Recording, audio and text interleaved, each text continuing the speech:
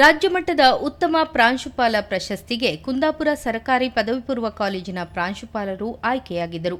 ಕುಂದಾಪುರ ಸರ್ಕಾರಿ ಪದವಿ ಪೂರ್ವ ಕಾಲೇಜಿನ ಪ್ರಾಂಶುಪಾಲರಾದ ರಾಮಕೃಷ್ಣ ಬಿಜಿಗೆ ಪ್ರಶಸ್ತಿ ನೀಡುವ ಬಗ್ಗೆ ಕೆಲ ಪ್ರಗತಿಪರರು ಆಕ್ಷೇಪ ವ್ಯಕ್ತಪಡಿಸಿದ್ದಾರೆ. 2 ವರ್ಷದ ಹಿಂದಿನ ಹಿಜಾಬ್ ವಿವಾದದ ಹಿನ್ನೆಲೆಯಲ್ಲಿ ಈ ಆಕ್ಷೇಪ ವ್ಯಕ್ತವಾಗ್ತಾ ಇದೆ. ಸರ್ಕಾರದ ಆದೇಶದಂತೆ ವಿದ್ಯಾರ್ಥಿನಿಯರನ್ನು ಗೇಟ್ನಲ್ಲಿ ಪ್ರಾಂಶುಪಾಲರು ತಡೆದಿದ್ದರು. ಗೇಟ್ನಲ್ಲಿ ವಿದ್ಯಾರ್ಥಿನಿಯರನ್ನು ತಡೆದ ಫೋಟೋ ವೈರಲ್ ಆಗಿತ್ತು. ಪ್ರಾಂಶುಪಾಲರ ಪ್ರಶಸ್ತಿ ಹಿಂಪಡೆಯುವಂತೆ ಕೆಲ ಪ್ರಗತಿಪರರಿಂದ ಒತ್ತಡವೂ ಹೇರಿಬಂತು. ಒತ್ತಡಕ್ಕೆ ಮಣಿದು ಪ್ರಶಸ್ತಿಯನ್ನ ರಾಜ್ಯ ಸರ್ಕಾರ ತಡೆ ಹಿಡಿದಿದೆ.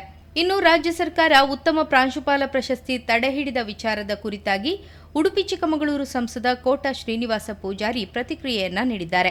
ಉತ್ತಮ ಸಮಾಜ ನಿರ್ಮಾಣಕ್ಕೆ ಶಿಕ್ಷಕರ ಅಗತ್ಯ ಇದೆ. ಪ್ರಾಂಶುಪಾಲರ ಪ್ರಶಸ್ತಿ ವಾಪಸ್ ಪಡೆದದ್ದು ನೋವಿನ ಸಂಗತಿ. ಸರ್ಕಾರದ ಈ ನಡೆ ಆಶ್ಚರ್ಯಕರ. ಪ್ರಾಂಶುಪಾಲರು ರಾಜ್ಯ ಸರ್ಕಾರದ ಆದೇಶ ಪಾಲಿಸಿದ್ದರು. ಇದು ದಿಗ್ಭ್ರಮೆಯ ವಾತಾವರಣ ಉಂಟು ಮಾಡಿದೆ. ಸಮಾನ ವಸ್ತ್ರ ಇರಬೇಕು ಎಂದು ಹಿಜಾಬ್ ನಿಷೇಧಿಸಲಾಗಿತ್ತು. ಸರ್ಕಾರದ ಆದೇಶವನ್ನ ಸರ್ಕಾರಿ ಅಧಿಕಾರಿಯಾಗಿ ಪಾಲಿಸಿದ್ದಾರೆ. ಹೈಕೋರ್ಟ್ ಕೂಡ ಅದಕ್ಕೆ ಪೂರಕ ಆದೇಶವನ್ನ ನೀಡಿತ್ತು. ಸರ್ಕಾರ ಹೈಕೋರ್ಟ್ನ ಆದೇಶವನ್ನ ಗೌರವಿಸುತ್ತದೋ ಅಥವಾ ತಮ್ಮ ಅಜೆಂಡಾವನ್ನ ಗೌರವಿಸುತ್ತದೋ ಎಂಬುದನ್ನು ಉತ್ತರಿಸಬೇಕು ಎಂದು ಆಗ್ರಹಿಸಿದರು. ಮುಖ್ಯಮಂತ್ರಿಗಳು ತಪ್ಪನ್ನು ಸರಿಪಡಿಸಿಕೊಂಡು ಶಿಕ್ಷಕರಿಗೆ ಪ್ರಶಸ್ತಿಯನ್ನು ಪುನರ್ಘೋಷಣೆ ಮಾಡಬೇಕು ಎಂದು ಆಗ್ರಹಿಸಿದರು.